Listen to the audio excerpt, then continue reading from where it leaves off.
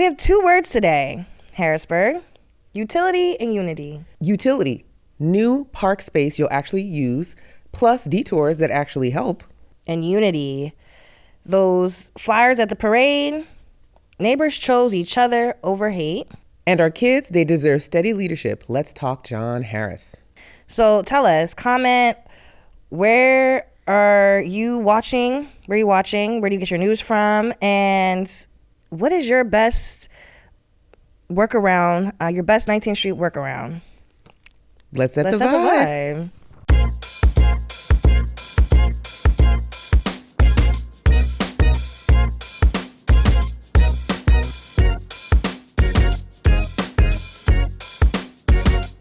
Listen, it's been welcome. First of all, welcome back.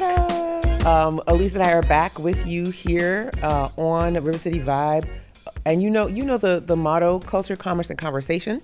Yeah, follow us, yes, River definitely. City Vibe. Oh my goodness, Elyse, you have news. We are on some platforms. Yeah, follow us. You can now follow us on Facebook and Instagram at River City Vibe. And I'm so happy the name wasn't taken. Not even close. Right? Yeah. So that's dope. It's a vibe. And it's a vibe. Yeah, it's totally a vibe. And I'm excited that we are on those platforms because, and we're going to talk about this a little bit in the show, of how important social media is as well to getting out the news and perspectives. So, getting things done. Yeah, and getting things done. So we're going to talk about that as well. So definitely, we're going to talk a new development in Harrisburg that just was announced. Coronet Park Pocket Stage announcement downtown. We're going to talk the I-83 bridge, and the 29th Street bridge is finally opening. Oh my gosh. But we have another one closing, and the Mechanicsburg parade and the unity response. So we're going to hit those today because I think this really encapsulates our area. And even though Mechanicsburg is not in Harrisburg, that Halloween parade is something that people from all over the region come to. Listen, most people in Harrisburg do attend one of the neighboring boroughs' Halloween parades. Especially it's a very family-filled spaces. Part of being the River City is that everything's so close. That's right. And within proximity. And as Alexa Bourne always talks about, Shout out to Alexa. Shout out to Alexa. She talks about the braided river, right? And Harrisburg, or in the Susquehanna being the river that connects so many of the communities around it. So I really do, we always have these East Shore, West Shore beefs, but, the river is what connects everyone. And I think that's a super important thing. So first we have Coronet Park, Pocket Stage, Big Energy. So I think we had talked about Strawberry Square and the folks who run all of the real estate around there for a long, we've been talking about almost every show. Harristown. Yes. And shout out to Brad and company. And revitalizing downtown is trending currently in Harrisburg. Super trending, right? And so I want to pull up the article, but they are proposing a huge development for downtown. And this is actually something that came out. 3,300 square feet. That's amazing to me, right? A stage and seating in the Market Square area. This is something that actually came out of the meeting that we had earlier with Penn this Live? year. With not the Penn Live one, the one that... The one the TPO one, yes. Yeah. The one that... ULI. Yes, sorry, ULI. I said TPO, but I think it's a similar thing. But the ULI meeting. Yeah. They proposed that, right? So direct results. Come on. So they proposed that. It was just a couple months ago. Yes. What was that? May, Summer. June. It was July. Actually, it was after Juneteenth, July 23rd. Makes sense. So from July 23rd to October the 30th, we are seeing something come out of that ULI land grant meeting. It's not just surveys and data shared. Yeah, absolutely right. Real projects. And so I really appreciated seeing that. And I'm going to just tell you guys a little bit about this proposal, which I think is so cool. The Berg covered it. Shout out to the Berg and Larry and everyone over there. Larry actually wrote the article on this one. A new park is being developed in downtown Harrisburg. And some of the specs are the Harrisburg-based Harristown bought the building in 2017, actually, raising it and planning to construct a 6-story office on the site. However, right, for where this site is, the pandemic and the downturn in office market squashed that plan, leading the company to consider other uses. And you'll see this when you're walking on 2nd Street. You'll see the boarded by the Crown Plaza. Yes, if right you're walking by the Crown Plaza, everyone thinks that where that denim says opening soon for this whole time. For this whole time. Someone asked me recently, they're like, did the Crown Plaza do something different? Did they repaint it? I'm like, no, I think they must have took down that tent. They're revealing it. Correct. They're revealing the space. And they had like a I don't know if it's cardboard, but some kind of like facade on it. Yeah. That like showed you what it was going to look like, which was the old like 6-story apartment / office space thing. And then, the pandemic said, nah. So they had to get creative. And you have to get creative. And look what kind of space is going in there now. And look what kind of space. A space that supports creativity. I think that's really cool. 33. It's the culture and the commerce. It's literally the culture and the commerce. And 3,300 feet is enough to have. Okay, so if you think about Hearst Manor, that is 3,000 feet on top of each other, stacked. This is going to be over 3,000 feet of ground space. Yep. And I'm hoping that they'll utilize the building sides, if they're allowed to, utilizing it's like an encased space in that lot, because I think that has a lot of good possibilities. So it'll be really deep. Yes. Really deep and long. You can have a lot of seating. You can have even vendors, vendor space, right? For if you're having an event and vendors want to pull up. I'm thinking that we could have something for Juneteenth in there. That'd be pretty cool. Yeah, I'm looking at it, and if folks don't know, like the commerce piece to this, right? We're talking RCAP dollars. Absolutely. Millions of dollars. These, or not RCAP, RACP. RACP money. RACP monies, yep. Right, RACP. And I think it's one of those, it's definitely a funding source that's most people can't get, right? Small business owners are not getting RACP funding. No. But that's how instrumental partners and people, absolutely, right, like Harristown and the Harrisburg Downtown Improvement District are to this region. This is a fact. And so I'm looking at it, and it looks really cool. I would suggest, if you're listening, Brad, and maybe we'll send you this clip, that where those lightings are, that they do some kind of like leveling space in there, where they can have upper balcony where people can be like looking down. Oh my on God, an event. So Brooklyn, so right? hard. It's so Brooklyn. It's stuff that I love. So, so I think that would be really cool. But I really love this idea, and I'm excited to see how it turns out. Definitely turn into the creative community. I hope they tap into that, because there are plenty of people out here with the capacity to put on poppin' lit events. Really nice events. Bringing in artists from Lebanon, Lancaster, York, Pittsburgh, Philly, like that'd be so nice. Like, I'm so excited just thinking about it. Yeah. And that to me, I've been wanting an open air space. You go to Fredericksburg, Maryland, like a lot of these new up and coming cities that are being revitalized. Those are one of the staples. It reminds me of Powerline is it San Diego? I think that's right. Where it's this big open air spaces with the restaurants all around that support that space. Baltimore has a power line, or Power Line Live, or Power, I forget what it's called, but Baltimore, right, not even far from the water, has that space where it's a concert / venue. Yep, it's open, right, open air. And then all the shops and stuff around supporting. Yes. These are builders of your city. These help build up your city and build up the economy in your city. And I just think that's super important. Critical.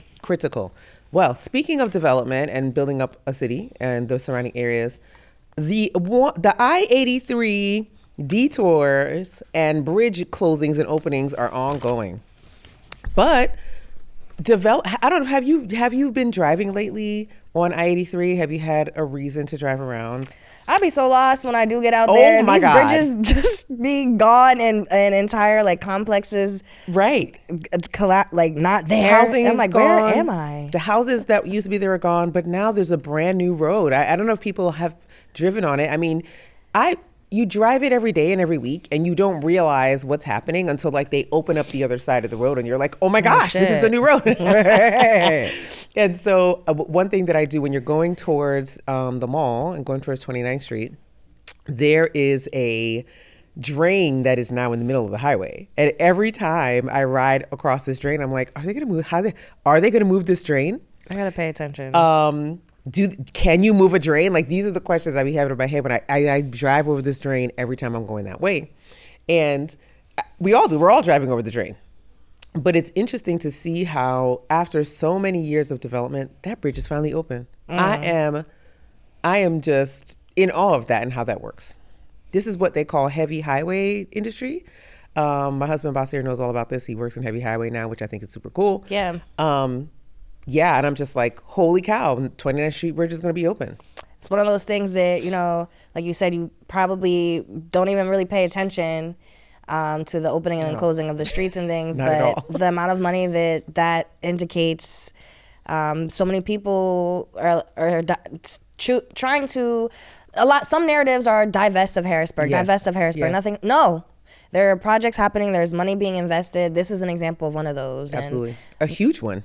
Major. Mm-hmm. And this affects, part of the work that ProRank, which is a company Basir works for, they're doing this heavy highway construction training work and gathering the people work and finding workers work and getting those workers ready to be in the industry, right? They're not just doing the certifications, but they're doing support services. If you need a GED, they're working with organizations career in the community. pipelines. That's right. And these are good paying jobs, right? These are not, or even fly by night jobs. They've been working on 29th Street and working on the overpass and working on widening the road for 5 years. Yeah. And that's 5 years of experience that workers are getting to learn how to upgrade the infrastructure in our region, which we need, right? If you want to be this hub and you want to have the job access and the career uplift and all these different things and advancement, you need good transportation in order to do that. I still think we need a train that literally goes from the East Shore to West Shore, but fine. I'll take a highway for now. But I do think it bodes well for Harrisburg because it gives people ease of access into our city, which is what I think we need in order to grow. Yeah, I'm excited to see how small businesses start to pop up around the newly created spaces and reuse of yards, land, streets, sidewalks. It's a lot of opportunity. Yes, it's a lot of opportunity. And so we're so happy that 29th Street Bridge is opening, but honey, the 19th Street Bridge is closing. And that's going to put a wrench in everybody's plans. Yeah. How many people, there are tens of thousands of people a day that get off the 19th Street exit, right? Going to work, going to and from home, going to businesses in that area. And I'm just a little nervous to see what that's going to do for Steelton and for the Hill and everything. But I'm hoping, my favorite detours is to go through, I'm hoping it forces more people through the city. Right? So 19th Street's closed, but you can get to many places in Harrisburg by just going through Harrisburg, getting on Cameron Street, getting on Market Street. I didn't think about that. Exactly. And making sure that you actually observe and actually be in the city. Now it's going to clog up our streets. Are people going to be mad? There are some bottlenecks. Oh, absolutely. They're going to be upset. But I hope that will help people understand the flora and fauna of Harrisburg a little better, where things are popping.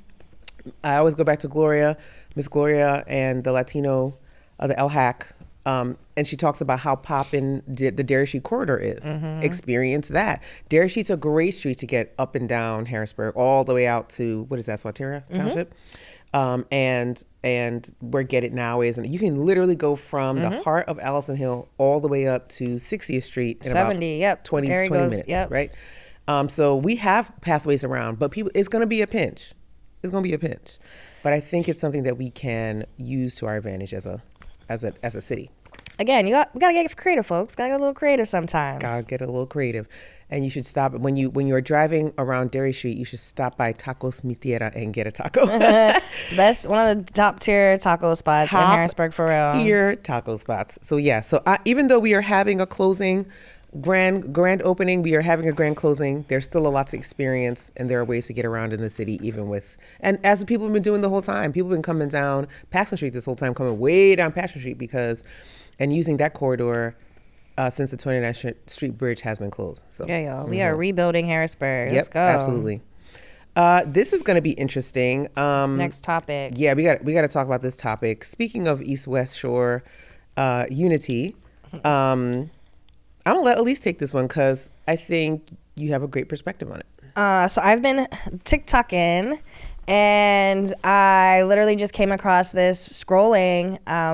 One individual person, right, with a TikTok account decided that she was gonna put up a video. She lives in Mechanicsburg, a younger woman, and she said how she was at their Halloween parade, and there were flyers, little cards being passed out, information from the WKKK. What is the WKKK? Is the women's chapter or whatever of the KKK. Yes, the Ku Klux Klan. Females were out there passing around cards, like, come join us. We're doing good work. They were recruiting. And the storyline was that there was an article that came out that, yes, they were there. A spokesperson from the WKKK called the news channel and said, yes, no, absolutely not. We were not giving children the pamphlets, but we were there and we were passing it out to adults, of course, not children. And, you know, the young girl, she took to her TikTok to just cry out about how scary that made her feel, how uncomfortable, how inappropriate she thought. She's like, you know, what is the community doing? We you know, how do we stand up against something like that? Fast forward, she said that TikTok video, and that single video, filled the seats of Campbell. That's right. Their town borough, Mechanicsburg borough. Yes. Town hall meeting. Or city, like their borough meeting, right? Yeah, it's like equivalent to Harrisburg City Council's meeting. Yes. She said there were folks, even standing room, right? She said folks came all the way from Philadelphia to support them. Yes. And to speak at that meeting. From one TikTok video. Now, she is in my mind, so we're going to give you her TikTok. She is, Shaga is a bad word, shag is a bad word, excuse me, on TikTok. Shag is a bad word. And she is in my mind a local celebrity. She has over 1 million followers. Okay. And I invited her to join YPOC. Ooh. I sure did. So let's see if she sees that. I'm gonna actually stitch a video and be like, listen, you may not see my message, but you should join YPOC because we would love to have somebody like you in our ranks. Like, that'd be amazing. Yes. Young professionals of color. Shout out to young professionals of color. But this story is important because this rebranding of the KKK in modern times is fueled by the current state of things. And I think it is extremely dangerous. And having people like her speak out against these things and having people support.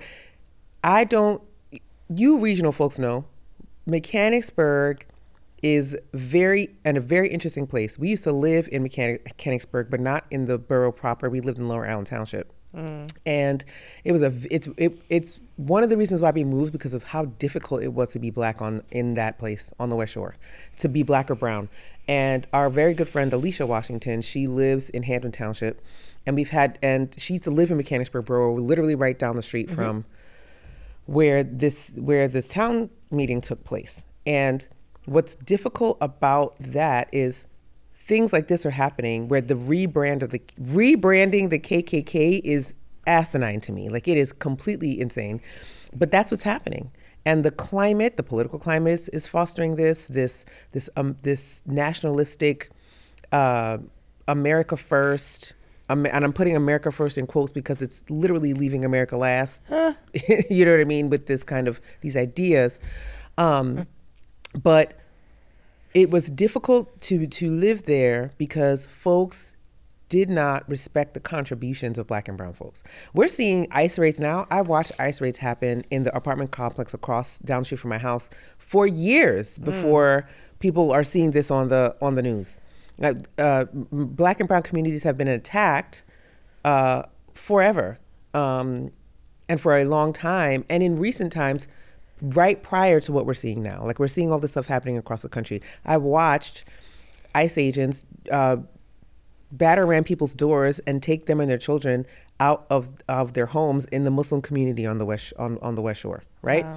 Wow. So when we talk about how, especially with the TikTok user Shag is Good was really speaking out about. We're talking about protecting an American ideal in practice and in function that people just don't want to be an American ideal, right? She's speaking out against a group that historically has literally fueled this xenophobic, nationalistic, whites only, right? To be very honest, and not even honest, to be very historically accurate, this whites only idea. And I think she was brave. She is literally one of the singular reasons why attention was brought to this matter, why any outlet picked it up, and she did it on TikTok. It can be done, y'all. Speaking out against things has more impact than you probably can calculate in your own mind, right? Yes. Like, public shame does real things. They couldn't really do anything, right? It's not like they could go out and arrest any individuals. No. But having your borough leaderships, your elected leaders speak on recorded and transcribed and streamed historical context, record, it becomes historical record that culturally things are unacceptable, right? Whether folks can be penalized through our jail system and policing, it might not get to that level, but there's other things that can happen. There's other resolve. Yes. And we have to lean into community. We talked about that last month, about how critical and important and vital it is to lean into community, to be a part of a community. When things go wrong, when something's not right, you have to have other people that you can call, explain, and they can then call and explain, and things can get done. Absolutely. Things can get, readdressed, highlighted, amplified, the amplification of individuals' voices. Social media is there for that. Let's lean into it. Absolutely. That's why we're here. Especially in the Asian time where media outlets are controlled by like 5 people, like right. All of them. Yes. Right. These major media companies literally tell their folks what to read on air, and they have the power to disseminate that to so many people at once. Right. This is an amazing tool, but a dangerous tool. And it is currently not being used for the betterment of society, in my opinion. And one of the things that I really liked, one of the borough council members said, he said, they have a right to free speech, but so do we. And we want to say that we do not defend or support or encourage, and we speak out against the idea that is being translated here, trying to be pushed in our community. And that's important. You can't kill ideas, but what you should do is challenge them, right? Everybody's going to have an idea, but ideas should be challenged. The community should decide where they stand on ideas, right? Which is what Mechanicsburg Borough did. And we should be able to plainly and succinctly and widely spread what is a good idea and what is a bad idea for our communities, right? And I think it's hard. People just want to immediately say, well, you know what?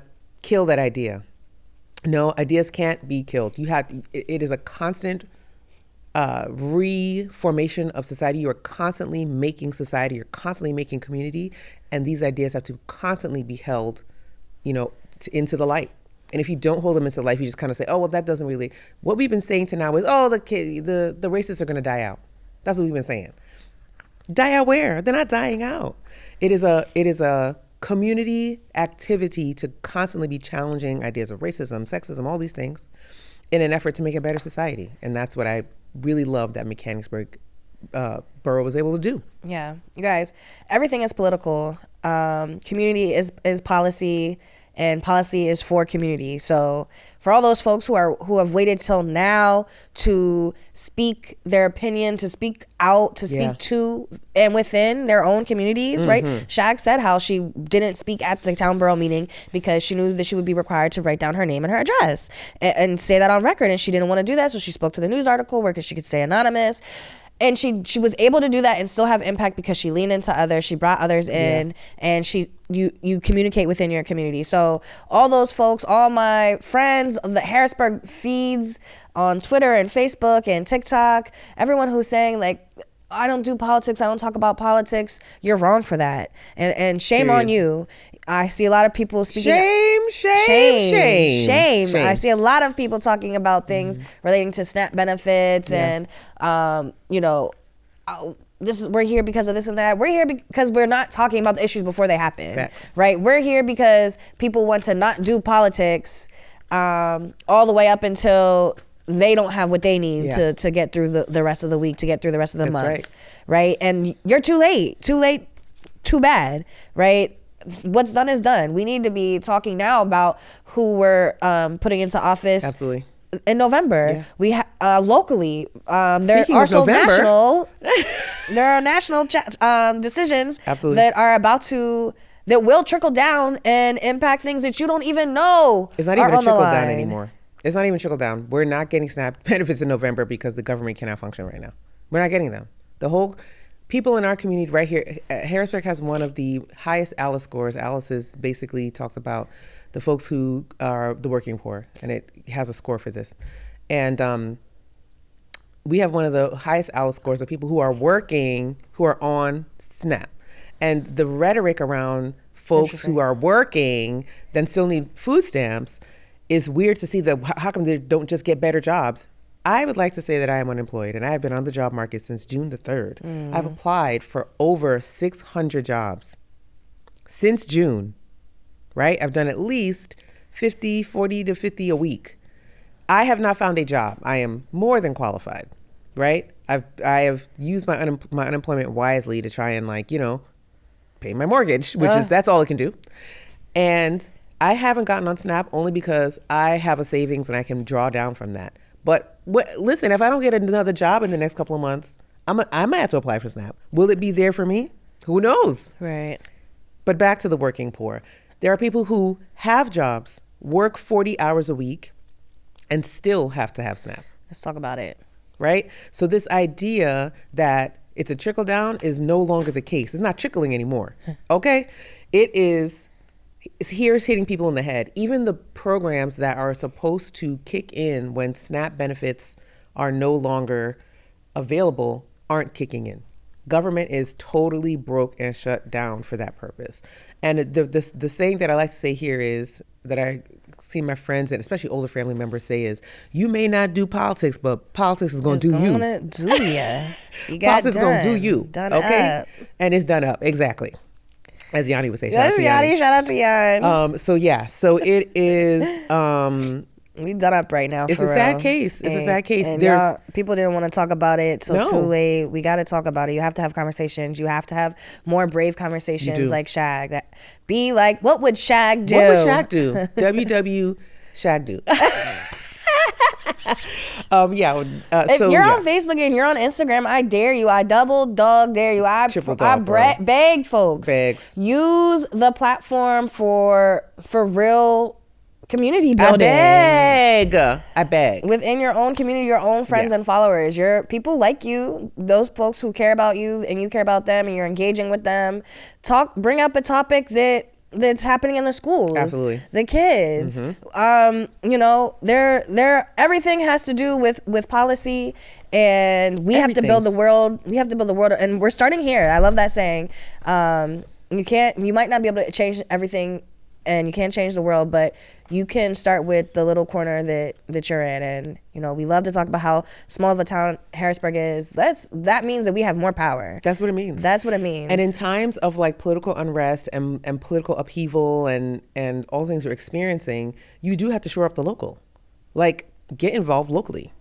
Get involved in local politics. Every election is local. Harrisburg. Every single one. Administration is on the line this year. Sure is. This November. Sure is. Your mayor's up. Your city council, if you voted in, particularly in May, you know that we are a majorly Democratic city and there are no people on the other side of the aisle right now. But we have an election coming up, literally in 5 days. Oh my God. It's Thursday. I can't believe how fast the time is. It's crazy. But we have our municipal elections on Tuesday. People are already voting. I know I am an early voter / mail-in voter. Dropped off my ballot at the Dauphin County Administration Building, filled it out, right? Did you vote? Have you voted? Have you mail-in ballot? You need to do that. Okay. But people will disengage because they feel like politics and the elected officials don't do anything, but they don't vote. We have some of the lowest voter turnout in the city of Harrisburg consistently, even in presidential years, especially these past couple of times. We have over 31,000 registered voters in the city of Harrisburg. That could change this county if even 50% of those people came out and voted in any election. We're doing like 3%. 4%. What? We're doing barely 10, barely. Wow. And it's very difficult to say that because you're like 31,000 carry the one, you're trying to figure out, like if you look at who voted for mayor, this is a great example. We had 83 votes between the primary winner, which is the current mayor, and the next person. The gap between who? The gap between the two of those. And that was about I think they had 1,600 plus votes between the respectively. Okay. And then Lamont Jones got just over 1,000. Okay. That's 35, that's not true, 4,200 votes so far. Mm-hmm. Plus the 306 that Lewis Tone got. Tone.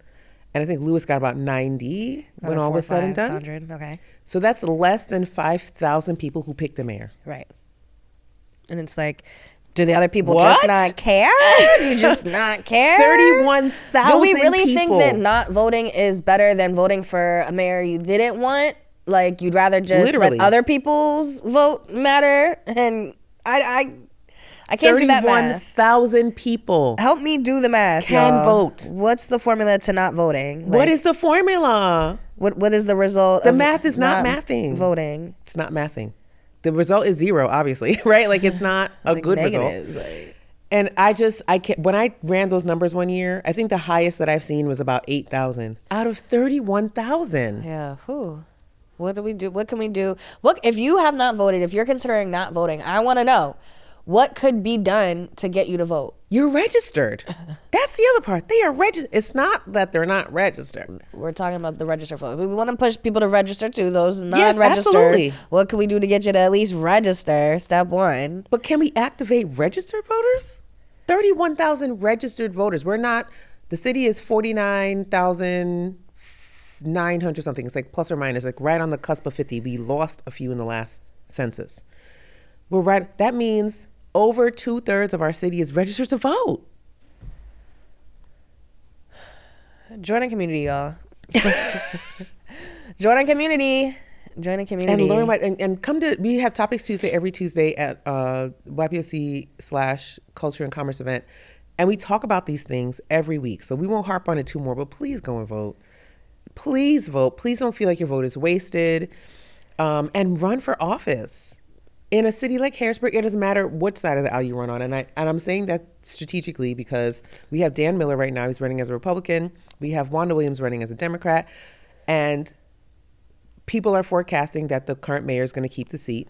But nobody else is running on any side of the aisle, right? We have these seats open. They're just uncontested. Yeah. Uncontested. That's terrifying. Yeah. Yeah. Let's... drop a comment. Who do you think should be running for office? Yes. What leaders are out there really doing the work that need to be amplified? And if they ran, like if you had to put your money towards a candidate, yes. Let's do it. Like off the books, as grassroots, whatever just like Shag, right? From a TikTok video to mayor of the city, right? Like. One is our current Mayor Williams isn't going to be mayor forever. Not. Right? The mayor's term is 4 years. So whoever gets elected this month, coming November. Next week. I can't believe it. Whoever gets elected next week, right, will be there for another 4 years. And then what about after that? Same thing with city council. Not gonna as much as it feels like people are there forever. It felt like Stephen Reed was there forever. He was some people's forever, a generation. Yeah, but he still wasn't there forever. Right. Still wasn't. We are post Reed, and as impactful as that administration was to the city, to the infrastructure. It even his legacy isn't lasting forever, Correct. right? Like, that's right. we're heavy in a rebuilding space now. So now more than ever, we need folks to arise from the cracks, Literally. from the concrete, From your houses. Get out the house. And come and run for office. Yes. We have so many offices we have around the county too. Like Harrisburg has a ton that as you learn what these offices are, you're like, holy cow. Right? But Yep. some people don't even run for those. Like they don't even run for those. Yeah.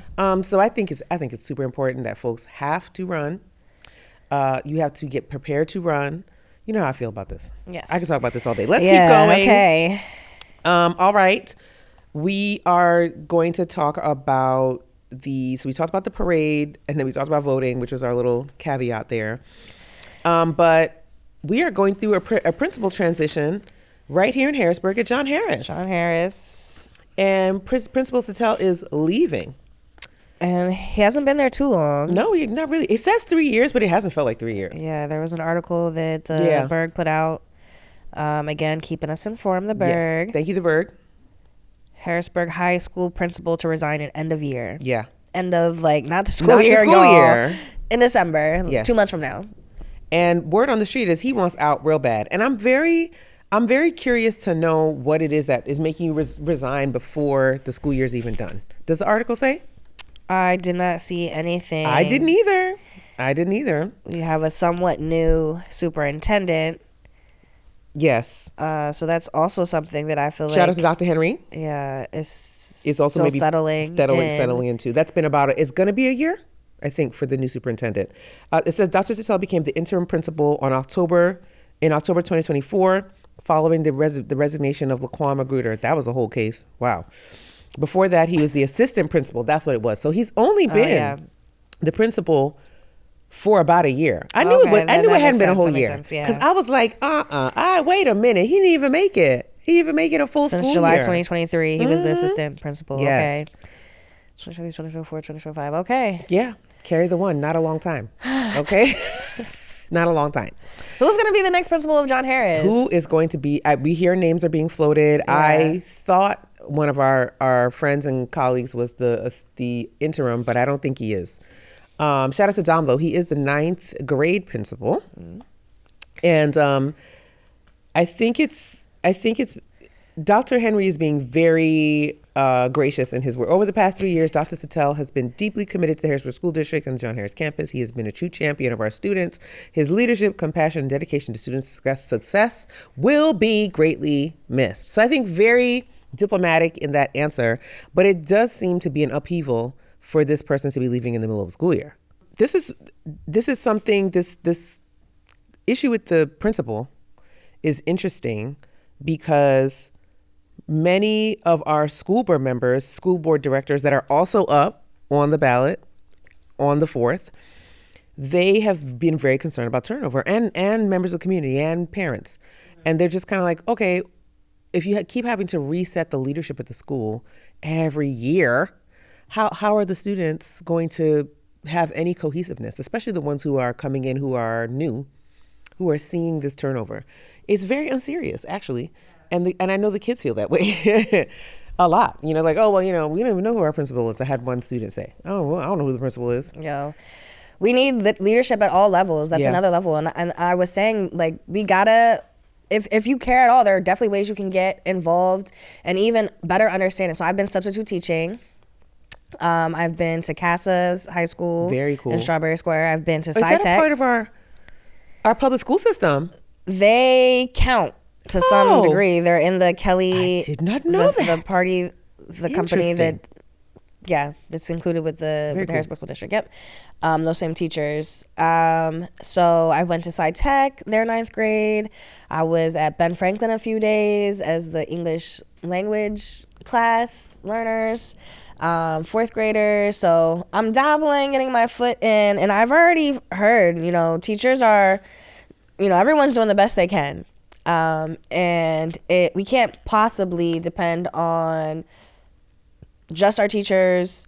They need more support, right? Like, you guys can go in and go in the classrooms. You can go in the buildings. There's plenty of volunteer opportunities. Even the substitute is a great part-time job for folks who feel passionate about a thing and want to give back. We're raising funds right now for adopting classrooms. That means you can put your money up, and young professionals of color will connect with each teacher and purchase up to $500 worth of items that teacher wants and needs for that classroom, whether it's pencils, erasers, sharpeners, papers. We've had ergonomically correct seating.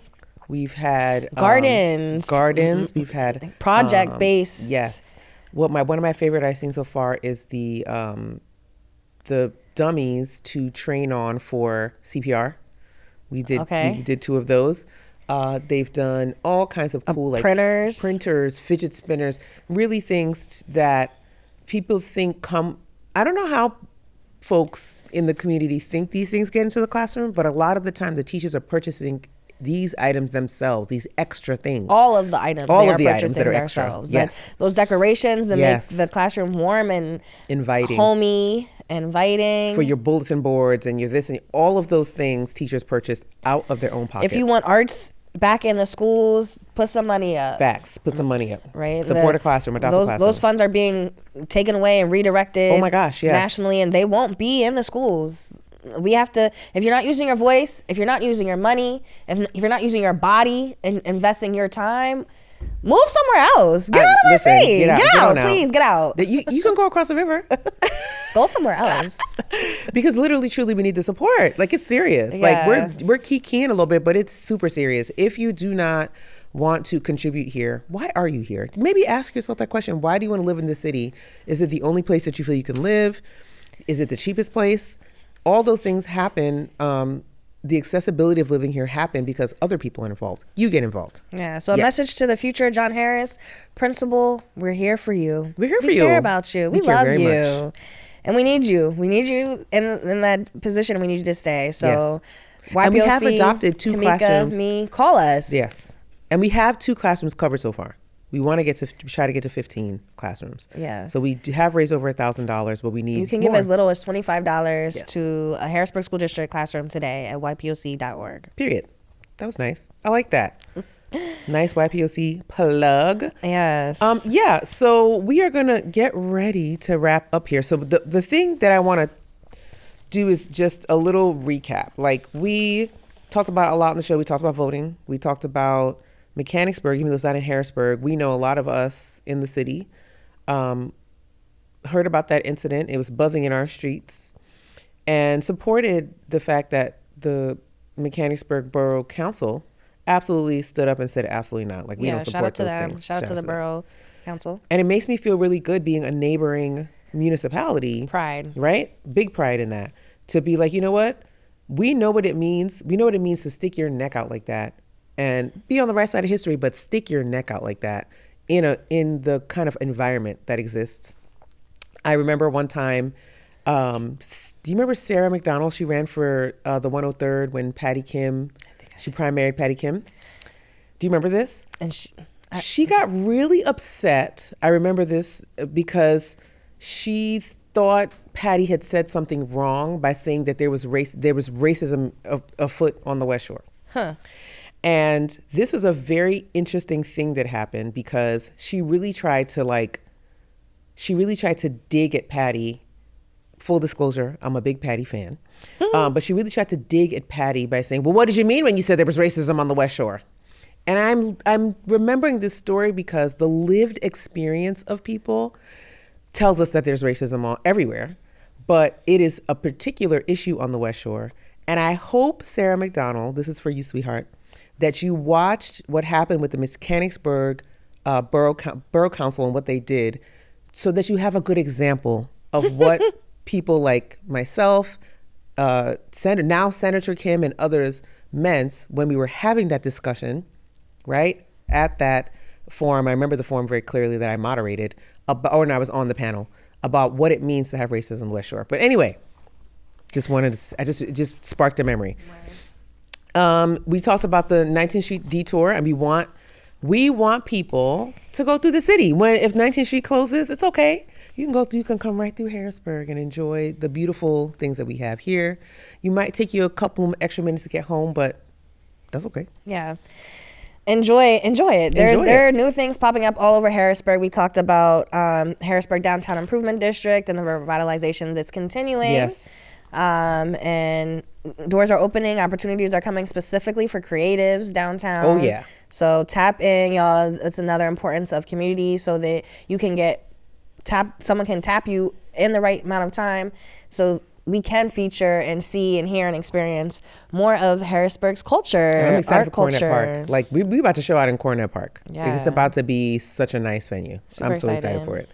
And we are excited that you tuned in once again. We love doing this show. We were talking about this right before the show started and how important it is to have outlets like this. And I'm just excited to see us grow. And thanks, Elyse, for doing this with me. Appreciate it. Yeah, I'm so excited. I want to challenge everyone before we head off today to shop at a new local business, not just this month, but every month. There's a lot of new businesses out there. Some of them don't have brick and mortars, like Coqui Latin Cuisine. We throw an event every third Friday downtown at Culture and Commerce Co-working. It's a taste testing event where small businesses get to come and showcase their products and services that they are taking to market, right? It's the R&D phase for small business owners, the research and development, where they need feedback. They need consumers, community, the influencers. Come try some. Follow Coqui Latin Cuisine, that's with a K. I got a call today, this was 2 weeks ago, someone asking where can they buy more of Coqui Latin Cuisine seasonings. Ooh. That we got to try. Third in the Berg at Culture & Co. He had His a food chicken is seasoning. everything. Is that Chef Eli? All-purpose seasoning, yeah. Shout out to Chef Eli. He had like a coffee-based all-purpose seasoning. And the folks loved it. Yes. The friends loved it, guys. So follow Coqui Latin Cuisine. Shop at a small business this month. A new business, a new local business in a different neighborhood. The city's forcing us to change, just like, COVID way back when. Yes, absolutely. Consumer habits are constantly changing based on new infrastructure, new bridges, old bridges. All that. And there's a lot of beauty in that. So agreed. I still want to train though. You want to what? I want to train real bad. Yeah, bridges are nice, but trains are great. What can you do about that? Who can we call to? We can call some people. We can start talking about that. Rabbit, somebody. But yeah, I'm a big fan of Chef Eli's, and I'm glad to see he's selling his seasonings. Super cool. That's awesome. And I hope y'all buy it out. Go ahead and run it up. Get creative, guys. Get creative. Making Harrisburg great. And that's what's going to take in this time, getting creative. So thank you, everybody, for tuning in. That is it for this episode of River City Vibe, where we're talking all things commerce, all things culture, and we're having great conversation. From Market Square to Mechanicsburg, Maine, keeping it local and keeping it cute. We'll see you out there, River City.